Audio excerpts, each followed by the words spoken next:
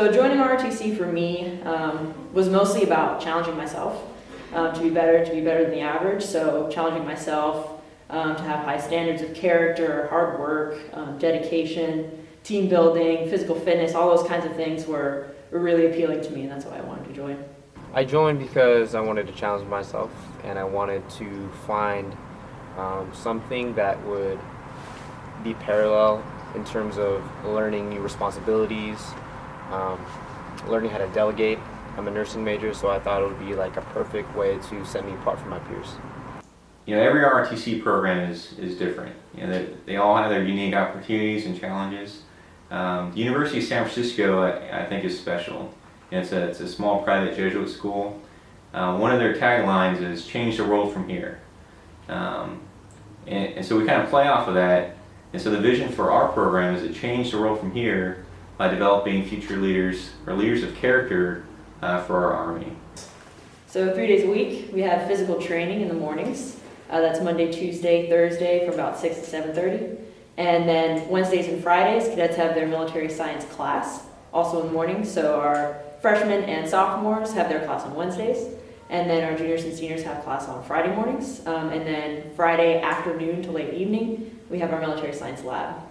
And we start our labs about 1300, 1 o'clock till about whenever it ends. Sometimes you get arranged up to 8 o'clock, so it could be a fairly long day. So usually FTXs are a weekend long, maybe 1 or 2 nights out in the field. Usually it gives those junior cadets the opportunity to actually lead tactics labs, so they actually practice the skills that they've been learning in their classes. We'll do land navigation courses, so cadets will spend 3 to 5 hours trying to plot points and find them out in the woods. We stay overnight, sleep in our sleeping bags, eat MREs, bond together. It's a good time. Between educate, train, and inspire, that third pillar of train is what I see as our decisive effort. I think that's where leader development actually happens, not necessarily in a classroom, but out actually leading soldiers, fellow cadets, and subordinates. And they have that opportunity during these leadership labs where we go out to different parks across the bay. We use for field training exercise Camp Tamarancho, which is a Boy Scout camp, and we put them in different situations to actually lead soldiers. So the intent of these leadership labs is to provide opportunities for cadets to exercise the leadership skills that they learn in the classroom. All right, so right now, for you guys who aren't getting talked to, we're practicing some sectors of fire. This means this is your location of fire that you're responsible for when you're in security. Anyone in that sector of fire of yours is your responsibility to shoot at it or destroy. So the whole purpose of making sectors of fire is to interlock sectors of fire to have security going every which direction in every little spot. There's no spots missed. So if I'm walking out here anywhere, if I'm walking around your security anywhere, I should be in somebody's sector of fire at all times. So I'll give you 3 examples. The first one would be first aid. So we would just basically teach cadets how to respond to, let's just say, if you get a casualty or if someone gets injured on the field. Second would probably be radio etiquette, so how to talk and how to communicate through radio and properly and professionally. And lastly, we do field training exercises, which entails like squad tactics. MS3s are given positions and leadership positions, such as squad leaders, platoon sergeants. For this FTX, we did like ambush, recons, squad attacks, and they're basically put in high stress situations, and we as seniors evaluate them.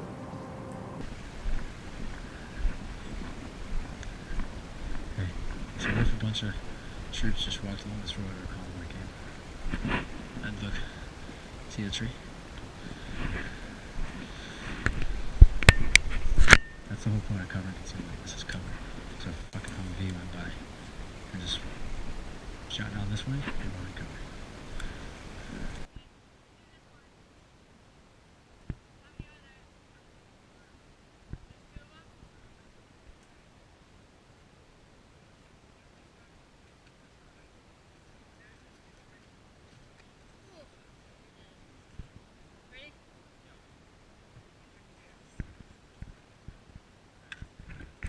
What subject do you teach in your military science class? So the current semester is called the Army Officer, and it really covers all aspects of officership in the Army. I think in the previous 3 years for the cadets in this battalion, they're learning the basic skills their first year, kind of an introduction to the Army.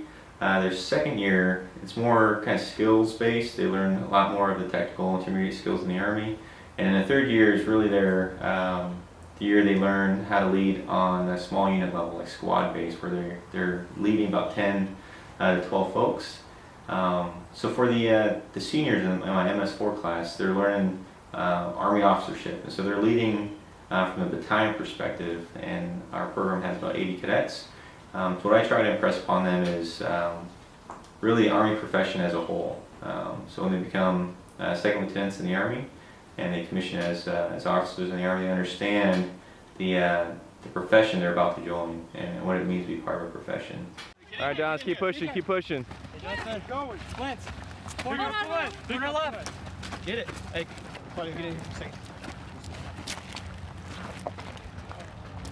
Go, guys. Go. Get it up there. Get the guy. Close. Down slide. Keep going. Yo. Amazing. You know the pack.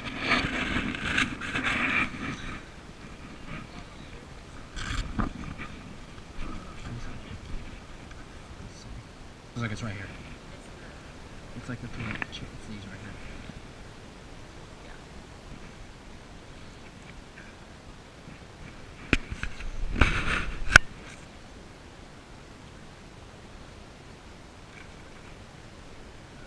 Get on the rope.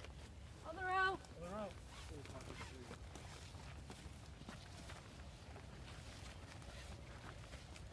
On you, Malik.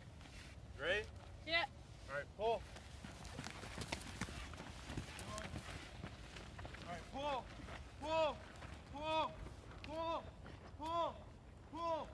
Hey, stop. Drop it. Stop. It's too high. Too high. Keep pulling.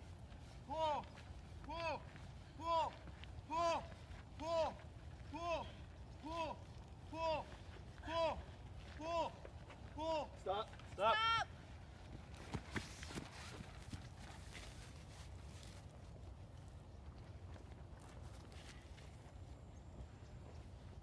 Division, I look at our ROTC program as a 4-year leader development program, really focused on the people. And we share a quote from General Milley where he says that when you look at combat power and readiness, it's not really the technology, and it's not the weapons, the guns, or the planes, or anything like that.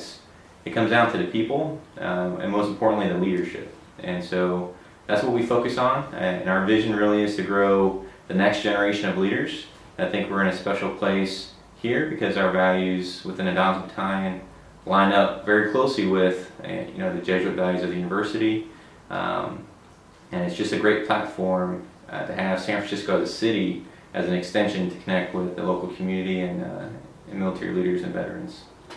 Great, thank you, sir. That's all I got. All right, you're very welcome. Here we go, all the way, gotta be rough and tough, bold diddly, have you heard? Bold diddly, have you heard? We're gonna jump from a big iron bird. Stand up, hook up, shuffle to the door. And you leap right out and count to 4. If my main don't open wide,